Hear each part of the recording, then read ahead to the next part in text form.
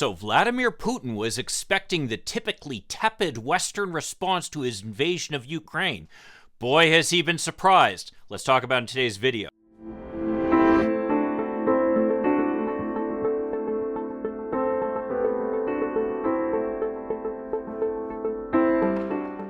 Hi, I'm Mike Greiner. I'm a lifelong Democratic activist who's concerned about the direction our country is taking. I'm also a lawyer and an academic, and I'm here to help you stand up for your democratic values against the BS from the MAGA crowd. So after Putin violently annexed Crimea in 2014, he's believed that the Western allies really didn't have the stomach to stand up to him.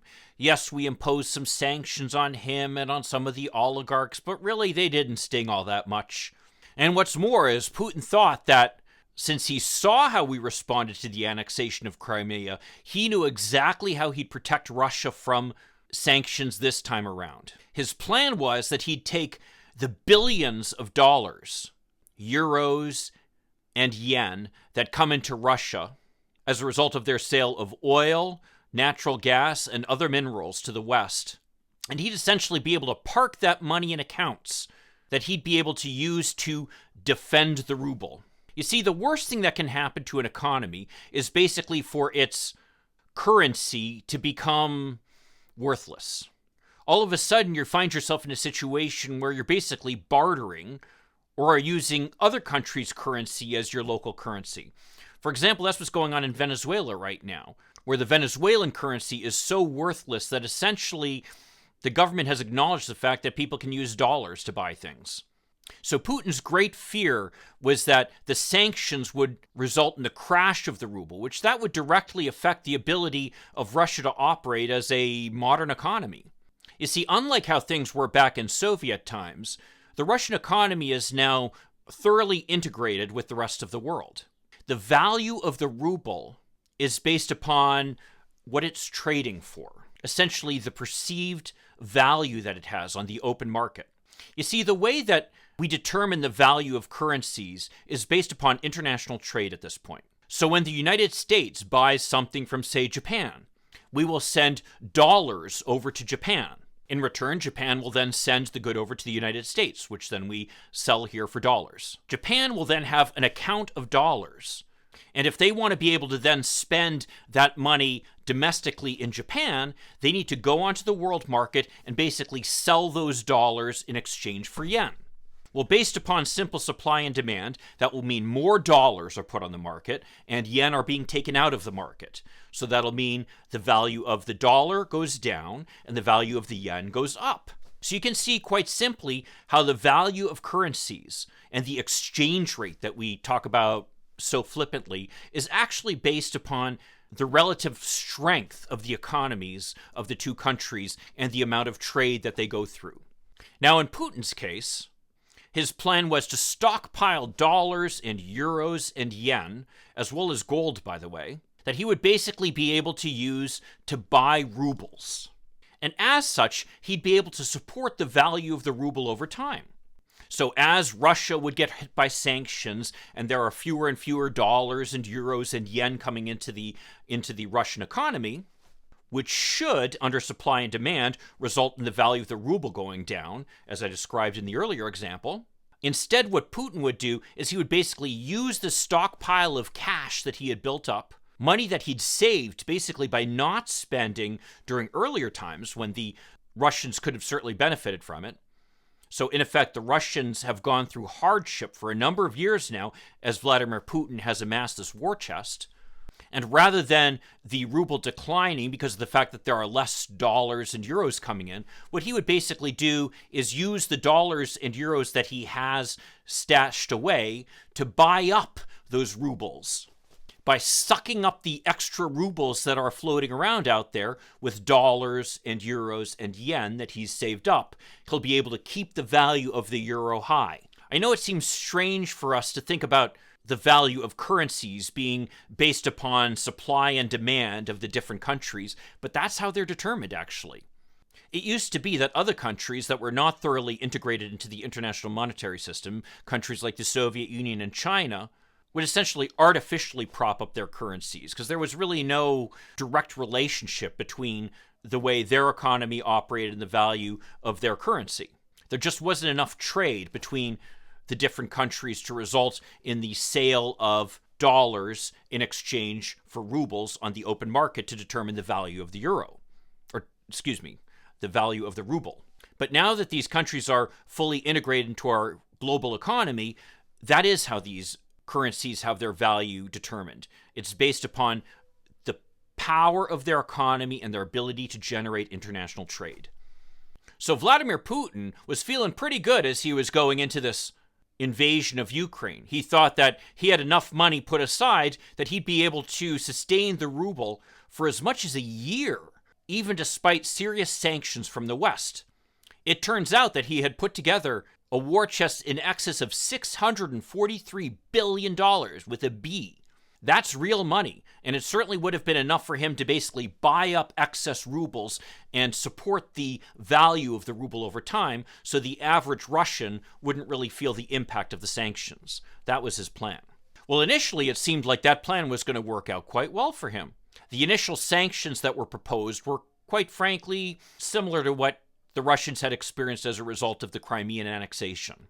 There were some economic sanctions, not purchasing certain kinds of goods, not investing in Russian projects, and trying to attack the wealth of the oligarchs overseas, which, although that's a great thing, unfortunately a lot of it is pretty well hidden.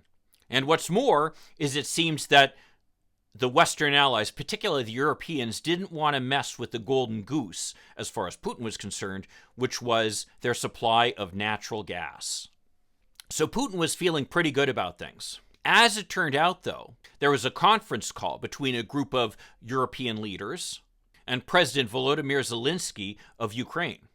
During that conference call, where you had European leaders dressed in expensive suits sitting in heated and air-conditioned offices with sophisticated communication systems, you had President Zelensky sitting somewhere in a hidden bunker, wearing his green camouflage outfit that has become so well known throughout the world at this point.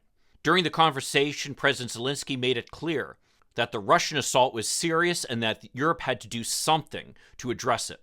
Famously, Zelensky told the European leaders that this might be the last time they see him alive. The meeting so shocked the European leaders that it pushed them to actually move forward with the kind of sanctions that we'd never seen before in this globally integrated economy. The first step of that was restricting the ability of Russian banks to engage in the SWIFT system of financial transfers. That's a system through which banks communicate with each other, transfers of money. When you say that you're going to wire money to somebody, it's essentially through the SWIFT system that it's done. The SWIFT system allows funds to be immediately transferred from one bank to another bank. And taking away access of these Russian banks to the SWIFT system makes it harder for Russia to do business in any way, shape, or form with the rest of the world.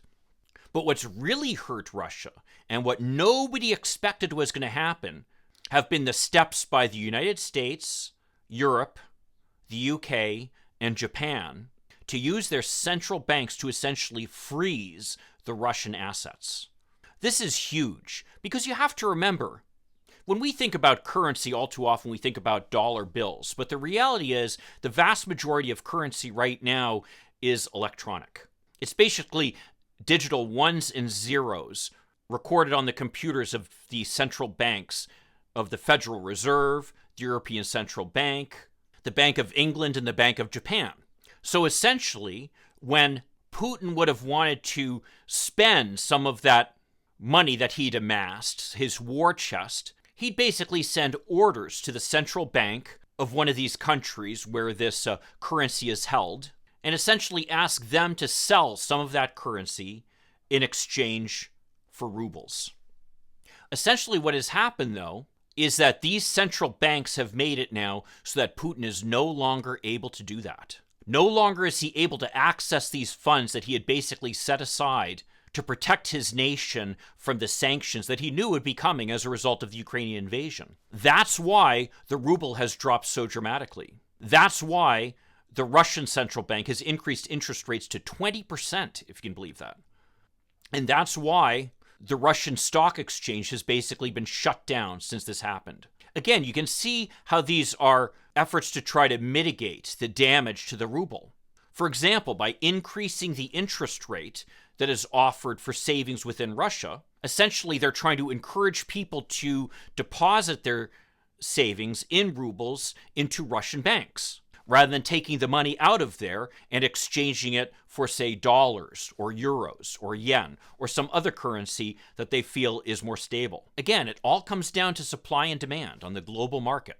Similarly, by closing the stock exchange, the Russians have made it so that people aren't able to sell off their Russian assets, thus reducing the value of the assets and also reducing the value of the ruble. So much of what we believe defines a country is based upon the common currency that we share. And if Russia finds itself in a position where their currency becomes so worthless that people literally stop using it as a currency of exchange within Russia, well, there's not much holding the country together at that point.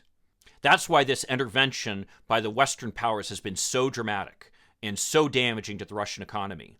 And frankly, it's something that Putin never expected would happen. If he did, he would have found some other way to protect these funds that he'd basically put together into a slush fund to protect his economy once the war started. Well, if you want to hear more about how President Biden has masterfully managed this crisis, check out this video over here, where it describes some of the very effective steps he's taken in neutralizing President Putin, much to Putin's surprise, by the way. I'll see you then. In the meantime, let's hope for continued progress. Thank you.